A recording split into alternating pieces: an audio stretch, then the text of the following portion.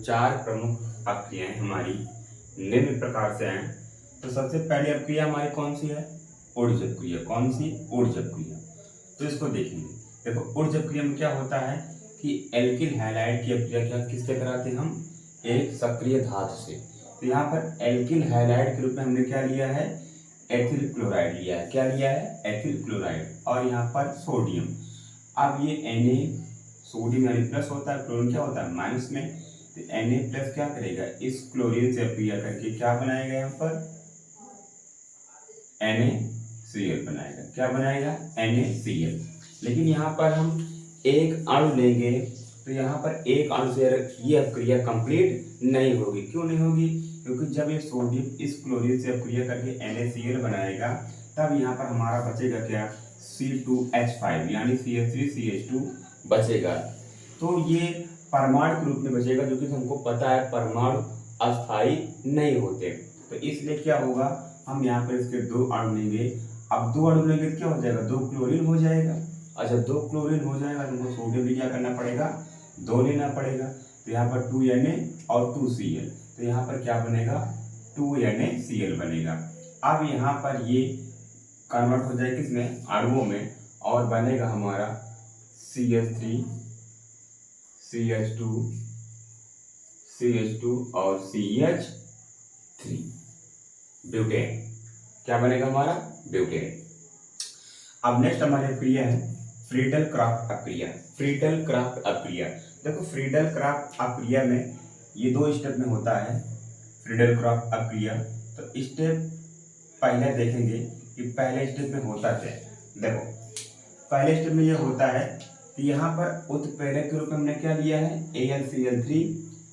उत्प्रेरक रूप में हमने क्या लिया है? AlCl3। तो पहले AlCl3 किससे अपक्रिया करेगा? मेथिल क्लोराइड से। देखो यहाँ पर ऐसे होगा CH3Cl और प्लस में AlCl3। अब यहाँ पर क्या होगा? एल्यूमिनियम पे होता है प्लस, क्लोरीन पे क्या होता है माइनस। तो Al जुड़ेगा किससे? Cl से। तो क्या बनेगा? Al। तीन क्लोरीन पहले से थे, एक जुड़ गया कितना हो जाएगा? 4। तो AlCl4 और लेने के बाद फिर क्या आया? माइनस। अब जब यहाँ से क्लोरीन हट गया तो वापस कार्बन पे क्या आएगा? प्लस का साइन आएगा। तो इसको यहाँ पर लिख दे रहे हैं। क्या आएगा ये? CH3 plus. तो पहले स्टेप हमारा ये होता है। अब क्या होगा? अब नेक्स्ट स्टेप में क्लोरोबेंजीन। नेक्स्ट स्टेप में क्या होगा? क्लोरोबेंजीन का रिएक्शन यहाँ पर होगा। तो यहाँ पर क्लोरोबेंजीन, अब इसकी अपक्रिया किससे होगी? CH3 प्लस से। लेकिन आपको पता होना चाहिए कि क्लोरोबेंजीन में क्या होता है? रेजोनेंस होता है, अनुनाद होता है, जिस कारण से यहाँ पर क्या आता है? माइनस आता है। यहाँ पर क्या आता है? माइनस आता है। अब माइनस आता है तो माइनस से कौन जुड़ेगा? प्लस जुड़ेगा। प्लस हमारा कौन है? कार्बन है। तो ये वाला कार्बन किससे जुड़ेगा? इस वाले कार्बन से जुड़ेगा। अब जैसे जुड़ेगा यहाँ पर क्या होता है? हाइड्रोजन। क्या होता है यहाँ पर? हाइड्रोजन। वो हाइड्रोजन H प्लस के रूप में क्या होगा? रिमूव हो जाएगा। तो यहाँ पर हमारा प्रोडक्ट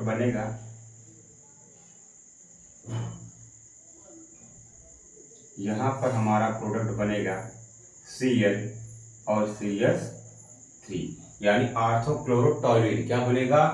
आर्थोक्लोरोटोल्यूइन। अब यहाँ पर देखो H प्लस निकला था। क्या निकला था? H plus.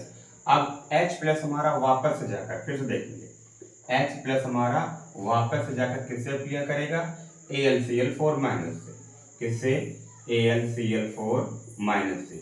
अब क्या होगा? H प्लस और यहाँ का क्लोरीन माइनस क्या बनाएगा? HCl और वापस से उत्प्रेरक हमारा निकल जाएगा किसके रूप में? AlCl3 के रूप में। तो हमको मिला क्या? हमको मिला आर्थोक्लोरोटोल्यूइन और प्लस में HCl। तो इस अपक्रिया को क्या बोलते हैं? फ्रीडल क्राफ्ट अपक्रिया बोलते हैं। क्या बोलते हैं इस अपक्रिया को? फ्रीडल क्राफ्ट अपक्रिया। नेक्स्ट अपक्रिया हमारी है फ्रैंकलैंड अपक्रिया। कौन सी? फ्रैंकलैंड। देखो फ्रैंकलैंड अपक्रिया में क्या होता है कि एथिल ब्रोमाइड अपक्रिया किससे करता है? जिंक से। एथिल ब्रोमाइड जिंक से अपक्रिया करता है। अब हमको पता होना चाहिए जिंक हमारा क्या होता है? प्लस में 2 होता है, ब्रोमीन क्या होता है? माइनस होता है। तो अगर 2 प्लस से अगर ब्रोमीन की अपक्रिया करवानी है तो इसको क्या करना पड़ेगा? 2 करना पड़ेगा। तो यहाँ पर 2 हो जाएगा हमारा एथिल ब्रोमाइड और यहाँ पर जिंक। अब जिंक क्या करेगी, इस ब्रोमीन से क्रिया करेगी और बनाएगी यहाँ पर ZnBr2। क्या बनाएगी, ZnBr2, और वापस ये कन्वर्ट हो जाएगा हमारा C2H5 के दो यहाँ पर है ना, तो C2H5 सिंगल बॉन्ड C2H5।